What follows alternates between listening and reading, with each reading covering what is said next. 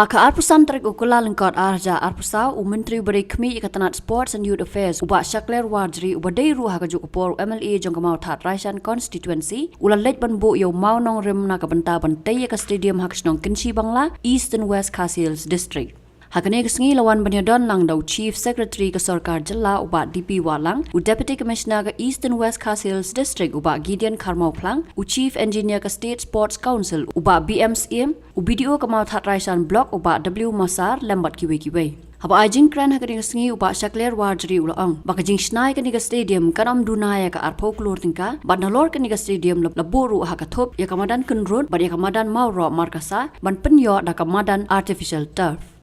Di babon tri stadium nila ay kani kejela kejela hande ngadap da kejigemen bah kani ke distrik i kejungi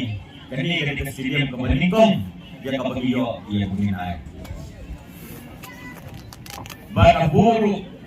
kata tong kata jingangut bang yung day ya ka pangikut tangang ni apo kensi la ke stadium kensi kung maong ibi Ngilan niya kata jingangut yang pangin berkat yang pagumnong yung pintiw yang kaspot sa kanang ganitala ini ni suto la demi kwa yang pangin i kidikihap kiberit ni kwa pangin i kidikun samla kijuni yang pangin iyo kaspot gadeiru kakamram juni kasarkar yang pangin berbet berbiang ni kijuni kam marala dengan la pangin berbet berbiang kumno kidikun samla kijuni kidikih Hari ini lima, kini bagi ai, lakalong ke stadium, lakalong ke academy, lakalong ke grassroots program, kini baru, kini kita di linti, yang bagi sim, pada betul yang sport sekarang kita jelas. Hamni nila ai ke stadium, ban nanong ipi ai ke road kini ai ko ke sudah, ban hapo morok makasar kini ai ko ke sudah. Itu di mana nang tu?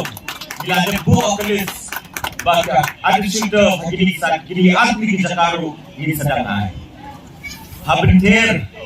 bila yo kini naik ko ini dosi dia, bat kunjo amang kasairu, bila yo kini naik ko ini dosi dia.